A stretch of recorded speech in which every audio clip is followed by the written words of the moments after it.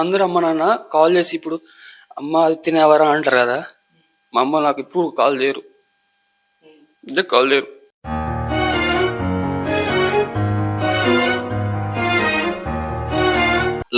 Love అంటే ప్రతి ఒక్కరికి చెప్తా కదా నేను అన్నది.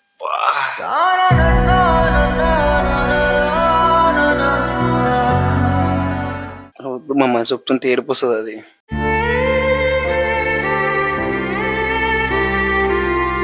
అంటే మా నాన్న ఎమోషన్ అనేది నాకు ఎక్కువ ఉంటుంది. నాకు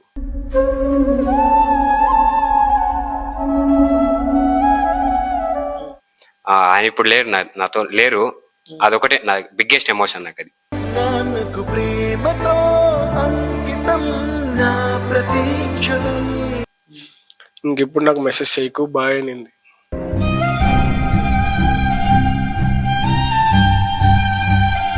నా ఫ్యామిలీ నాకు ఎక్కువ మోస్ట్ ఇంపార్టెంట్. అంటే నాకు ఫ్యామిలీ, మా అమ్మ మా నాన్నని బాగా చూసుకోవాలి.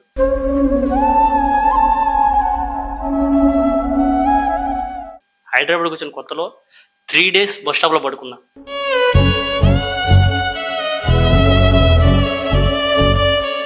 Hello guys, welcome back to our channel Raviremo. Welcome back guys. Today video ఏంటంటే మా SR eighters the breakup story, first breakup story ఎలా జరిగింది, దాని నుంచి మీరు ఎంత సఫర్ అయినారు అనేది తెలుసుకుంటున్నాం. నాకు తెలిసి నేను ఫస్ట్ దాసుని అడుగుతా, ఎందుకంటే ఆ మనిషి ఎక్కువ స్టేటస్లు పెడతాను ఈ మధ్య. చూద్దాం, చెప్పమ్మా అసలు ఏంది నీ బ్రేకప్ స్టోరీ ఎట్లయింది? అసలు ఫస్ట్ లో ఇప్పుడు ఉందా, బ్రేకప్ అయిందా? ఎందుకు ఆయన పోతరోళ్ళు గుర్తు చేసి. అసలు ఏజ్ లో ఫస్ట్ లో అయింది? నేను 10th చదివేటప్పుడు ఇట్లానే బయట పార్క్ వెళ్ళినప్పుడు ఆ అమ్మాయి ఒకసారి కనిపించింది. ఇక పార్క్ లో చూసి మంచిగా అనిపించింది. ఎందుకు బ్రేకప్ అయిందంటే, అంటే ఏం లేదు మామ, రొటీన్ జరిగినట్టే. ఆ అమ్మాయి 10 మందితో మాట్లాడేది. దాని తర్వాత చెప్పేసిన అది ఇది అని చెప్తే కుదరలేదు. చెప్పిన కొంచెం చూసుకొని ఉండింది. అంటే నువ్వు అనుకోని నేను లైఫ్ అంతా అనుకుంటున్నా, నీతో 7 అడుగులు వేద్దాం అనుకుంటున్నా. అంటే నీతోనా అన్నట్టు చూసింది అసలు. అంటే మేము మిడిల్ క్లాస్ కదా, కొంచెం రిచ్. నీతోనా అంటే మరి లవ్ ఇదా? లవ్ అంటే ప్రతి ఒక్కరికి చెప్తా కదా నేను అన్నది.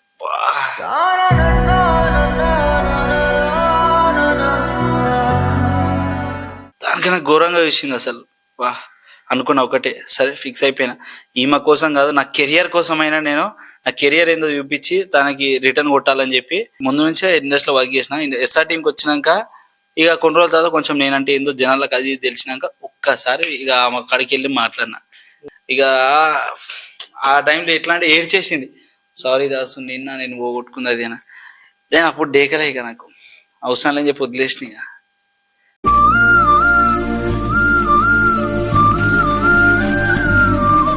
నీకు 2 ఆప్షన్స్, ఒకటి అమ్మాయి, ఒకటి సినిమా. ఏది సెలెక్ట్ చేసుకుంటా? సినిమానే మామ, సినిమానే. ఎందుకు? సచ్చినా ఉన్నా బతికిన ఎండ్ ఆఫ్ ది డే సినిమాతోనే.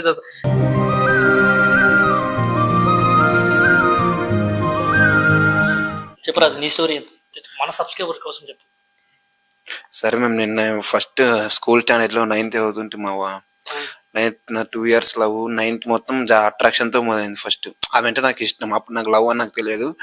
ఆమె అంటే ఇష్టం. చూసుకుంటా 1 year లోనే ఉన్నా. ఆమె ఎక్కడికి వెళ్ళినా ఆమె వెనకే ఉంటే, ఇంటి అక్కడికి వెళ్ళినా ఇక్కడ వెళ్ళినా ఆమె 9th లాస్ట్ లో ఆమె కోసమని డైలీ ట్యూషన్ కి మార్నింగ్ టు ఈవినింగ్. మార్నింగ్ మా ఫ్యామిలీ ప్రాబ్లమ్స్ వల్ల హోటల్ కదా, సో ఫ్యామిలీ వెళ్ళేటోని కాదు. ప్రతి ఈవినింగ్ ఆమె కోసం 3 kilometers తొక్కుంటూ వచ్చేటోని సైకిల్ ఆమె కోసం. అందుకని ఆమె ఎలా నమ్మిందో నాకు తెలియదు. సో వేరే వాళ్ళ మాటలు నమ్మి ఒకేసారి లాస్ట్ కి ఇట్లా అన్నది మా అమ్మ. మా అమ్మ చెప్తుంటే ఏడుపు వస్తుంది అది.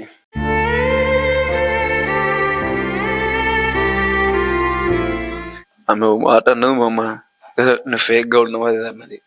ఎన్ని సంవత్సరాలు కనబడుతుంది, ఇప్పుడు ఎందుకు ఫేక్ అంటే ఏమన్నా తెలుసా, ఈ 2 years టెస్ట్ చేసిన అన్న తెలుసా. పంజరానా అయిపోయింటాం ఎప్పటికైనా. ఆ టెస్ట్ చేసేది ఇంకా ఉందా నా పైన?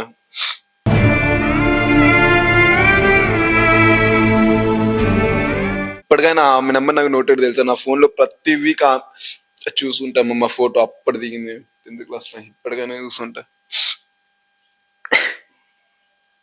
ఎందుకంటే సార్ మీకు మేము ఉన్నావురా, మమ్మీ ఉన్నాను కదా, ఇప్పటికైనా దేకలు కదా మా మమ్మీ. శేఖర్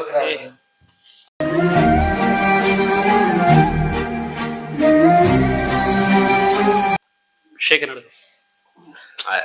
2024లో ఈ జనరేషన్ లో లవ్ లేదు లవడా లేదు బ్రో. అంత అట్రాక్షన్ అంతే. ఆ ఏజ్ అదొక ఏజ్ అంతే. ఆ ఏజ్ లో మనం కంట్రోల్ గా ఉండాలి. ఇప్పుడు ఫస్ట్ లవ్ అనేది అది ఒక ప్యూరెస్ట్ ఎమోషన్. అది ఇప్పుడు ఫస్ట్ లవ్ అందరికి వరల్డ్ లో అందరికి ఫస్ట్ లవ్ అనేది 99% ఫెయిల్ అవుతుంది. అందరికి 99% ఫెయిల్ అవుతుంది. ఎక్కడో 1% మాత్రమే సక్సెస్ అయ్యే ఛాన్సెస్ ఉంటాయి. ఇప్పుడు నా పాయింట్ ఆఫ్ వ్యూ ఏమంటే, సపోజ్ ఇప్పుడు నువ్వు ఒక అమ్మాయి దగ్గరికి వెళ్ళి ఐ లవ్ యూ అని చెప్పాలనుకుంటున్నావు అంటే ఫస్ట్ నువ్వు ఎవరో అని చెప్పేలాగా ఉండాలి.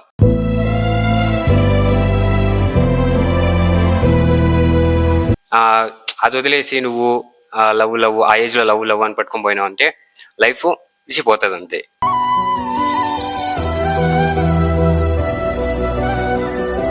ఇప్పుడు నువ్వు సఫర్ అయిన టైం ఒక్కటనే లేదా? అంటే సఫర్ అయిన టైం అంటే నాకు ఇట్లా లవ్ అంటే ఆ ఫేజ్ లో లేదు బ్రో.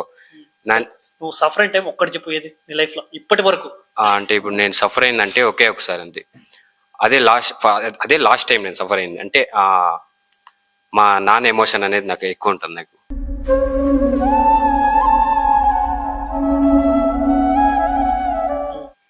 ఆయన ఇప్పుడు లేరు, నాతో లేరు. అదొకటే నా బిగ్గెస్ట్ ఎమోషన్ నాకు. అది నాన్నకు ప్రేమతో అంకితం నా ప్రతీక్షణం. అంతే. అదొకటే ఎమోషన్ బ్రో. నాకు లవ్ అనే ఫేజ్ లో నాకు ఎమోషన్ లేదు. నాకు మెయిన్ ఒక ఎమోషన్ అంటే లవ్ కంటే నీకు నాన్న ఎక్కువ ఇంపార్టెంట్. మా నాన్న ఎమోషన్ నాకు ఎక్కువ ఇంపార్టెంట్.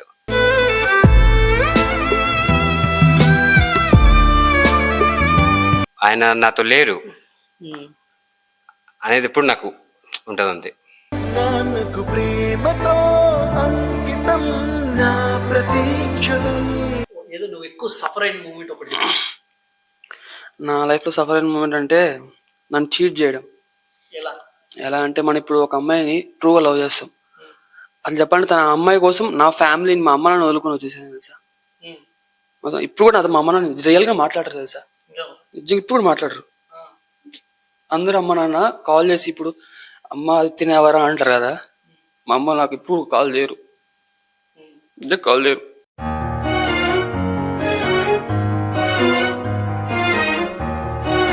మా డాడీ ఇప్పుడు బ్లాక్ లిస్ట్లో వేసుంటాడు. నన్ను బ్లాక్ లిస్ట్లో వేసుంటాడు నెంబర్స్. మీ ఫ్యామిలీకి నచ్చదా? కాదు, అంటే తను పెట్టినాను అంటే నాతోనే ఉండాలి, నాకు మీ ఫ్యామిలీ ఇష్టం లేదు. అమ్మాయి ఎందుకలా? ఆ మూమెంట్లో అర్థం కల లవ్ లో నేను అమ్మ నాన్న సర్లే దూరం చేసుకున్న అమ్మాయి కావాలని. కానీ లాస్ట్ అమ్మాయి ఏం చేసింది, వేరే అబ్బాయిని చూసుకుని వెళ్ళిపోయింది.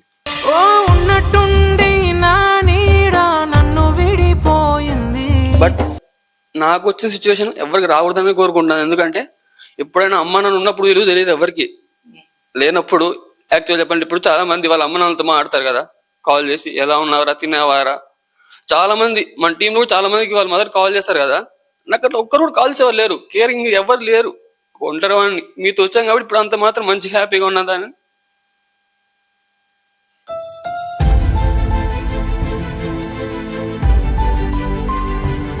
ఈ వీడియో చూసి వాళ్ళ అమ్మ నాన్న కాల్ చేయాలని నేను మనస్ఫూర్తిగా కోరుకుంటున్నా. పక్కగా బ్రో చెప్తున్నా, ఈ వీడియో చూసి మీ అమ్మ నాన్న పక్క 100% కాల్ చేస్తారు. నమ్మకం ముందు నాకు కూడా. గుర్తుపెట్టుకో, ఈ వీడియో చూసి మీ అమ్మ నాన్న పక్కా ఫోన్ చేస్తారు. ఓకేనా? లైఫ్లో లాస్ట్లో కూడా మిగిలింది మన ఎవడు మొన్న ఏం లేదు మామ, అది తెలియని వయసు. ఎవరికి నీకు లేని లవ్ స్టోరీ ఏం లేదు, నాకు లేనిది నాకున్నది ఏం కొత్తగా లేదు. అందరిది ఆ వయసులో అట్లా జరుగుతుంది. బట్ నాకు కొంచెం విచిత్రంగా జరిగింది అంతే.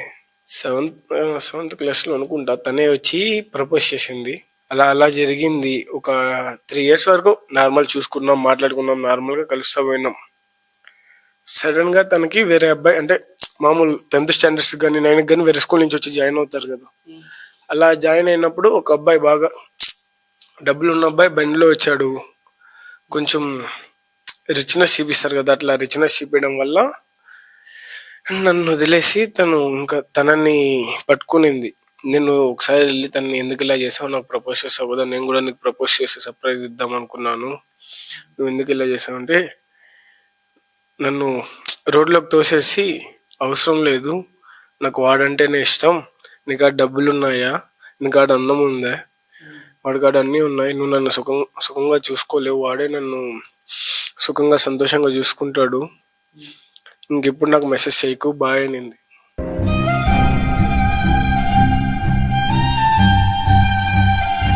ఇంకా అప్పుడు ఆ ఏజ్ లో వచ్చిన లవ్ అలాంటిది మామ. బట్ యాక్సెప్ట్ చేస్తాను, అప్పుడు తెలియని వయసు మాట ఇచ్చా కాబట్టి. బట్ ఎనీవే తను వస్తే మాత్రం ఖచ్చితంగా యాక్సెప్ట్ చేస్తాను నేను.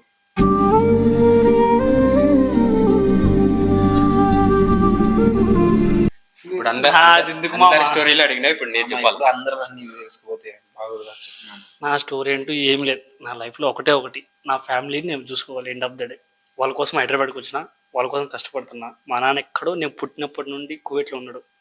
20 years నుంచి మా నాన్న మాకు దూరంగానే ఉన్నాడు. వాడు 2 years 3 years వచ్చిపోతూ ఉంటాడు. నా ఆశ ఎండ్ ఆఫ్ ద డే ఒకటే, నేను యూట్యూబ్లో సక్సెస్ అవ్వాలి, నేను ఇంటికి మనీ పంపించాలి, మా నాన్న కువైట్ నుంచి ఇంటికాడ ఉంచాలి. లవ్ అవన్నీ నాకు ఎండ్ ఆఫ్ ద డే నాకు అవసరం లేదు. నా ఫ్యామిలీ నాకు ఎక్కువ మోస్ట్ ఇంపార్టెంట్ అంటే నాకు ఫ్యామిలీ. మా అమ్మ మా నాన్నని బాగా చూసుకోవాలి.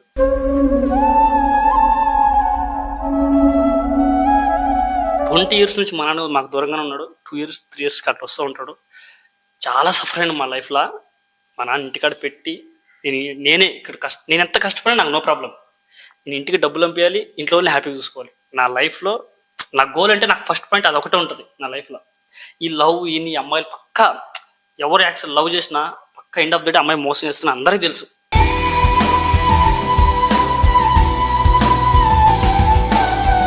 ఎండ్ ఆఫ్ ద డే ఒకటే, నా ఫ్యామిలీ నేను హ్యాపీగా చూసుకుంటా. అది మా ఫ్యామిలీకి నేను మాట ఇచ్చి వచ్చిన. హైదరాబాద్కి వచ్చిన కొత్తలో 3 days బస్ స్టాప్లో పడుకున్నా.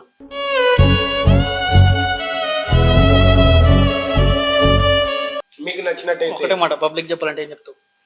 లవర్ అంటారు కదా, ఇప్పుడు లవర్ దగ్గరికి తీసుకెళ్లేది మన ఫ్రెండ్. ఫ్రెండ్షిప్పే గొప్ప.